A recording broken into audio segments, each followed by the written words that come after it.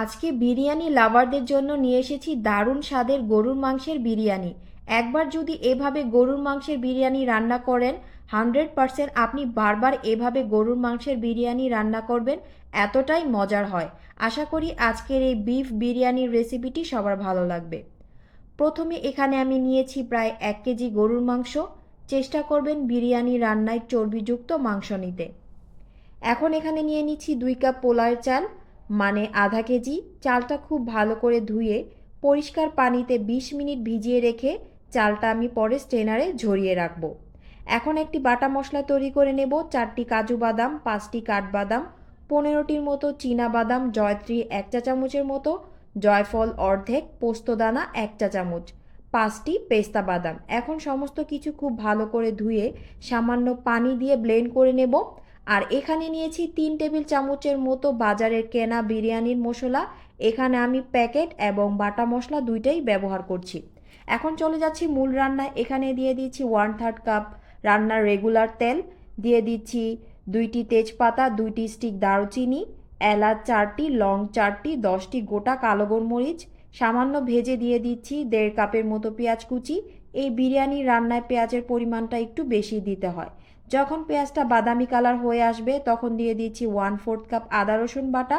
এখন 1 মিনিটের মতো ভেজে নিয়ে আরও অ্যাড করছি 1/3 কাপের মতো টমেটো কুচি, ব্লেন্ড করে রাখা বাটা মশলা। সামান্য পানি দিয়ে পাত্রটা ধুয়ে দিচ্ছি। বিরিয়ানির প্যাকেট মশলা 3 টেবিল চামচ, 1/3 কাপ ফেটে রাখা টক দই, পরিমাণ মতো লবণ। সমস্ত কিছু তেলের সাথে কষিয়ে নিয়ে আরও সামান্য পানি দিয়ে মশলাটাকে খুব ভালো করে লো হিটে কষিয়ে নেব। এর মাঝখানে আমি অ্যাড করব 1 চা চামচের মতো গুঁড়া মরিচ, 3 টেবিল চামচের মতো টমেটো সস। এখানে আমি তেলের পরিমাণটা কম দিয়েছি কারণ মাংস থেকে কিন্তু অনেকটা তেল বের হবে। তো কষিয়ে নেওয়ার পর এখন দিয়ে দিচ্ছি গরুর মাংসটা। বিরিয়ানি রান্নায় মাংস যতটুকু নিবেন, চাল তার অর্ধেক দিবেন। যেমন এখানে আমি 1 কেজি গরুর মাংস নিয়েছি আর চাল নিয়েছি আধা কেজি। 2 কেজি মাংস হলে চাল নিবেন 1 কেজি। এতে করে বিরিয়ানি রান্নাটা পারফেক্ট হবে। এখন মশলার সাথে মাংসটা খুব ভালো করে মিক্স করে ঢেকে মিডিয়াম হিটে রান্না করব 7 থেকে 8 মিনিট। এখন ঢাকনা খোলার পর দেখুন মাংস থেকে কিন্তু অনেকটা পানি বের হয়েছে। ঢাকনা দিয়ে লো হিটে রান্না করব মাংসটা সিদ্ধ হয়ে যাওয়ার আগ পর্যন্ত। তবে এর মাঝখানে ঢাকনা খুলে নাড়াচাড়া করে দিতে হবে।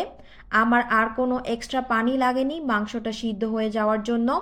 আপনাদের যদি পানি লাগে তাহলে অবশ্যই এখানে গরম পানি অ্যাড করে মাংসটা সিদ্ধ করে নেবেন। মাংসটা সিদ্ধ হয়ে গেছে, তেলটাও উপরে ভেসে এসেছে। এখন কিছু আস্ত কাঁচামরিচ দিয়ে দেব আর স্টেনারে ঝরিয়ে রাখা পোলাওয়ের চালটা দিয়ে মিডিয়াম হিটে 5 মিনিট মশলার সাথে চালটা ভেজে নেব। এখন পানি অ্যাড করব। 2 কাপ চালের জন্য দিয়ে দিচ্ছি 3 কাপ পানি, 2 টেবিল চামচের মতো গুঁড়ো দুধ। সমস্ত কিছু ভালো করে মিক্স করে বলক চলে আসলে ঢেকে মিডিয়াম হিটে রান্না করব 5 মিনিটের মতো। তো 5 মিনিট পর ঢাকনা খোলার পর চুলার হিটটা একেবারে লোতে করে দিয়ে একবার নেড়ে দমে রাখবো 5 মিনিট। 5 মিনিট পর আবারও একবার উল্টিয়ে দিয়ে দমে রাখবো আরও 7 থেকে 8 মিনিট। এখানে আমার ভিডিওটা স্কিপ্ট হয়ে গেছে, দুঃখিত জানাই এর জন্য। আমি টোটাল দমে রেখেছি 12 মিনিটের মতো পানিটা শুকিয়ে যাওয়ার পর।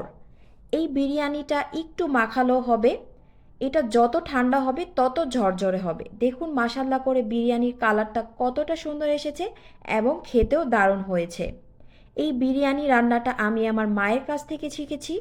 বাসায় অবশ্যই রেসিপি ফলো করে একবার তৈরি করে দেখবেন, আশা করি সবার ভালো লাগবে। তো আজকের রেসিপি যদি ভালো লেগে থাকে ফলো দিয়ে পাশে থাকবেন এবং চ্যানেলটিকে সাবস্ক্রাইব করে রাখবেন। তো আবার দেখা হবে নতুন কোনো এক রেসিপির ভিডিও নিয়ে। ততক্ষণ সবাই ভালো থাকবেন। আল্লাহ হাফেজ।